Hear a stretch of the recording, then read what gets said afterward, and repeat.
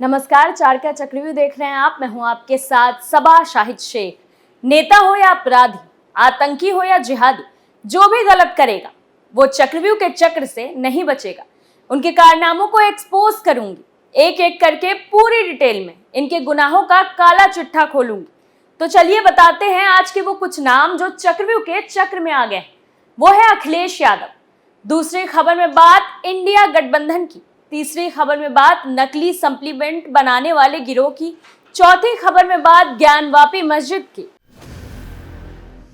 सबसे पहले बात अखिलेश यादव की। अखिलेश के नेता स्वामी प्रसाद मौर्य के बयान ने इस वक्त उत्तर प्रदेश की सियासत में बवाल मचा दिया है। बीजेपी नेता तो लगातार स्वामी प्रसाद मौर्य समेत समाजवादियों पर हमलावर हैं ही, लेकिन अब समाजवादी पार्टी के अंदर भी स्वामी प्रसाद मौर्य को लेकर विरोध का सैलाब आ गया है। लेकिन इन सब के बावजूद सपा प्रमुख अखिलेश यादव ने चुप्पी साध ली। हालांकि घोसी उपचुनाव से पहले विवाद से बचने के लिए समाजवादी पार्टी ने स्वामी प्रसाद मौर्य के बयान से पल्ला जरूर झाड़ लिया है, लेकिन मामला इतना तूल पकड़ चुका है कि थमने का नाम ही नहीं ले रहा है। घोसी उपचुनाव की अहमियत इसलिए भी ज्यादा है क्योंकि विपक्षी गठबंधन इंडिया बनने के बाद यूपी में ये पहला चुनाव है जो इंडिया बनाम एनडीए के तौर पर लिया जा रहा है। अब सवाल तो ये भी है कि स्वामी प्रसाद मौर्य का बयान घोसी उपचुनाव के आसपास ही क्यों आया है? क्या स्वामी प्रसाद मौर्य के बयान को अखिलेश यादव की मौन सहमति मिली हुई है, या फिर स्वामी प्रसाद मौर्य कोई दूर की कौड़ी खेल रहे हैं? स्वामी प्रसाद मौर्य लगातार हिंदू विरोधी बयानबाजी करते रहते हैं। अब तो उन्होंने हद ही कर दी। उन्होंने हिंदू धर्म को धोखा बताया है, यहाँ तक कह डाला है कि इस नाम का कोई धर्म है ही नहीं, बल्कि ये सिर्फ एक साजिश है। उनका कहना है कि ब्राह्मणवाद की जड़ें बहुत गहरी हैं और सारी विषमता का कारण भी ब्राह्मणवाद ही है। हिंदू धर्म नाम का कोई धर्म है ही नहीं, हिंदू धर्म केवल धोखा है। अपनी बात समझाते हुए उन्होंने कहा था, सही मायने में जो ब्राह्मण धर्म है उसी ब्राह्मण धर्म को हिंदू धर्म कहकर इस देश के आदिवासियों, दलितों, पिछड़ों को अपने धर्म के मकड़जाल में फंसाने की इनकी एक साजिश है। तो वहीं सपा के राजेंद्र चौधरी और आईपी सिंह ने मौर्य की बयान की वजह से उनको आड़े हाथों लिया है, लेकिन अखिलेश यादव टस से मस नहीं हुए। मौर्य के बयान में ब्राह्मणवाद का विरोध गूंज रहा है और मौर्य के इसी नजाकत को देखते हुए अखिलेश भी पूरी जोर जाति जनगणना पर दे रहे हैं। अखिलेश अपने नेता को कुछ बोल नहीं रहे क्योंकि वो चाहते हैं यादवों और मुसलमानों के अलावा दलित और पिछड़े भी उनके साथ रहें। लेकिन अखिलेश ये भूल रहे हैं कि उनके नेता का इस तरह का बयान उन्हें महंगा पड़ सकता है। यहाँ तक कि घोसी उपचुनाव में भी इसका बुरा असर देखने को मिल सकता है। मौर्य की बातों का इतना असर हो सकता है कि घोसी उपचुनाव में बीजेपी फायदा उठा सकती है। आगे जो नफा नुकसान होगा वो तो अलग ही है, लेकिन इससे समाजवादियों को भारी नुकसान का सामना करना पड़ेगा। दूसरी खबर में बात इंडिया गठबंधन की। मायावती ने लोकसभा चुनाव से पहले बने इंडिया और एनडीए के गठबंधन की उम्मीदों पर पानी फेर दिया। उन्होंने साफ कर दिया है कि बसपा दोनों मोर्चों में से किसी के साथ भी शामिल नहीं होगी। बता दें कि दोनों गठबंधन लोकसभा चुनाव की जंग में उतरने से पहले कुनबे का विस्तार करने की रणनीति पर काम कर रहे थे। एनडीए और इंडिया गठबंधन मायावती को पाले में लाने के लिए डोरे डाल रहे थे। मायावती के बयान से साफ हो गया कि अब बसपा किसी भी गठबंधन का हिस्सा नहीं बनने वाली। आपको बता दें कि इस समय यूपी में इंडिया गठबंधन में सपा, कांग्रेस और रालोद जैसे दल एक साथ हैं। वहीं इंडिया गठबंधन को छोटे मोटे दलों का भी साथ मिला है। इसके अलावा यूपी एनडीए में बीजेपी, सुभाषपा, निषाद पार्टी और अनुप्रिया पटेल अपना दल एस है।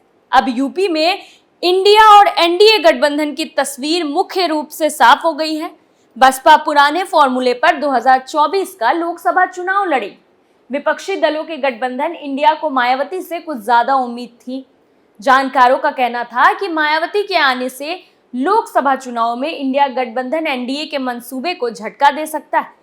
बीजेपी ने उत्तर प्रदेश की 80 सीटों पर कमल खिलाने का लक्ष्य रखा था। मायावती के एनडीए का हिस्सा बनने पर बीजेपी को मिशन 80 को पूरा करने में सहयोग मिलने की उम्मीद थी। अब उन्होंने रुख साफ कर दिया है। मायावती की पार्टी बसपा किसी भी गठबंधन में लोकसभा का चुनाव लड़ने नहीं जा रही है। बसपा के इंडिया की छतरी से बाहर होने पर अब अखिलेश यादव की समाजवादी पार्टी और जयंत चौधरी की रालोद, कांग्रेस और वाम दल बच गई। मायावती ने ऐलान किया है कि बसपा लोकसभा चुनाव का चुनाव अकेले ही लड़ेगी। उन्होंने इंडिया गठबंधन की तरफ से बीजेपी की बी टीम बताए जाने पर भी निशाना साधा। दोनों गठबंधन से किनारा करते हुए मायावती ने मीडिया से फर्जी खबर नहीं फैलाने की अपील की। साथ ही ट्वीट कर उन्होंने एनडीए और इंडिया गठबंधन के ज्यादातर घटक दलों को गरीब विरोधी, जातिवादी और सांप्रदायिक बताया। उन्होंने कहा कि इसलिए गठबंधन की छतरी में चुनाव लड़ने का कोई सवाल ही पैदा नहीं होता। तीसरी खबर में बात नकली सप्लीमेंट बनाने वाले गिरोह की। नोएडा पुलिस ने लोगों की जान के साथ खिलवाड़ करने वाले एक गिरोह का भांडाफोड़ किया। ये लोग बॉडी बनाने के लिए जिम जाने वाले लोगों को नकली फूड सप्लीमेंट बेचते थे। पुलिस ने एक फैक्ट्री में छापा मारकर करीब 1 करोड़ रुपए का नकली फूड सप्लीमेंट बरामद किया है। पुलिस ने इस फैक्ट्री से 3 लोगों को गिरफ्तार किया है। वहीं इन पर आरोप है कि नकली फूड सप्लीमेंट बनाते हैं। नोएडा सेक्टर 63 थाना पुलिस ने ये छापेमारी की थी। वहीं इस मामले में एडीसीपी सेंट्रल राजीव दीक्षित ने बताया कि उनको शिकायत मिली थी कि एक फैक्ट्री में नकली फूड सप्लीमेंट बनाया जाता है। इसकी खुफिया तरीके से जांच की गई और शिकायत सही पाई गई।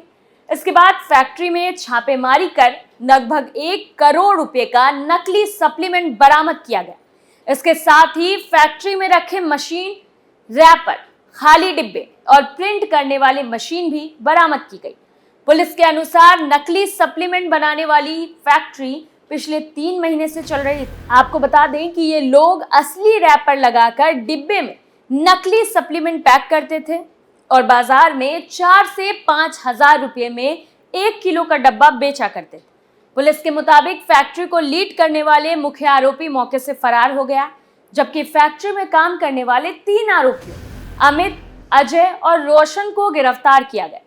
पुलिस अब यह जानकारी हासिल कर रही है कि फैक्ट्री में तैयार किया गया सप्लीमेंट बाजार में किस किस दुकान पर बेचा गया है, ताकि वहां रखे सप्लीमेंट को सीज कर दिया जाए। फिलहाल तीनों आरोपियों के खिलाफ संबंधित धारा में मुकदमा दर्ज कर उन्हें जेल भेज दिया गया। वहीं फैक्ट्री के मुख्य संचालक को गिरफ्तार करने के लिए टीम में बना दी गई है और जगह जगह दबिश देकर उसकी गिरफ्तारी का प्रयास किया जा रहा है। चौथी खबर में बात ज्ञानवापी की। ज्ञानवापी मामले में सुप्रीम कोर्ट के आदेश पर सील वजूखाने के परिसर की एसआई सर्वे के लिए मांग उठाई गई है। इस सिलसिले में वजूखाने के परिसर में स्थित शिवलिंग को छोड़कर पूरे वजूखाने के सर्वे के लिए वाराणसी जिला जज अजय कृष्ण विश्वेश की अदालत के सामने प्रार्थना पत्र दायर किया गया। दरअसल ये प्रार्थना पत्र श्रृंगार गौरी नियमित दर्शन की मुख्य याचिकाकर्ता वादिनी राखी सिंह की तरफ से दिया गया है। फिलहाल वजूखाने के परिसर को छोड़कर पूरे ज्ञानवापी परिसर का वैज्ञानिक तरीके से सर्वे किया जा रहा है। अधिवक्ता सौरभ तिवारी, अनुपम द्विवेदी और मान बहादुर सिंह के जरिए प्रार्थना पत्र दायर किया गया, जो कुल 64 पन्नों का है। कोर्ट इस मामले में 8 सितंबर को सुनवाई करेगा। वही प्रार्थना पत्र में कहा गया है कि भारतीय पुरातत्व सर्वेक्षण विभाग बिना ज्ञानवापी ढांचे को नुकसान पहुंचाए सुरक्षित तरीके से इलाहाबाद हाईकोर्ट और सुप्रीम कोर्ट के आदेश से वैज्ञानिक सर्वे कर रहा है। ऐसे में शिवलिंग को छोड़कर पूरे वजूखाने को एसआई वैज्ञानिक सर्वे आवश्यक है, ताकि पूरे ज्ञानवापी परिसर का सर्वे सुरक्षित तरीके से हो सके और कोर्ट निष्पक्ष तरीके से सही निष्कर्ष तक पहुंच सके। इलाहाबाद हाईकोर्ट ने इसी साल गत 12 मई 2023 को शिवलिंग को बगैर नुकसान पहुंचाए एएसआई सर्वे का आदेश दिया, लेकिन मामला फिलहाल सुप्रीम कोर्ट के समक्ष है। प्रार्थना पत्र में कहा गया है कि सुप्रीम कोर्ट ने पिछले साल 17 मई को शिवलिंग और वजूखाने वाले भाग को संरक्षित करने का आदेश दिया, लेकिन जिस सुरक्षित तरीके से वर्तमान रूप में एएसआई ज्ञानवापी परिसर की वैज्ञानिक सर्वेक्षण या जांच कर रही है, वैसे में संरक्षित भाग अर्थात वजूखाने को कोई नुकसान नहीं। वहीं आपको बता दें कि ज्ञानवापी परिसर सर्वे का 26वां दिन है और एएसआई की टीम सुबह 8:30 बजे से सर्वे करने में जुटी हुई और ये सर्वे शाम 5 बजे तक जारी रहेगा। बताया जा रहा है कि हैदराबाद की ग्राउंड पेनिट्रेटिंग रडार जीपीआर तकनीक के जरिए सबूत जुटाए जाएंगे। जल्द ही जीपीआर की टीम अपना काम शुरू करेगी। दरअसल जिला जज अजय कृष्ण विश्वेश की अदालत ने सर्वे रिपोर्ट पेश करने के लिए 2 सितंबर तारीख तय कर रखी। फिलहाल के लिए 4 का चक्वी में इतना ही। बाकी तमाम बड़ी खबरों के लिए देखते रहिए कैपिटल टीवी उत्तर प्रदेश। नमस्कार।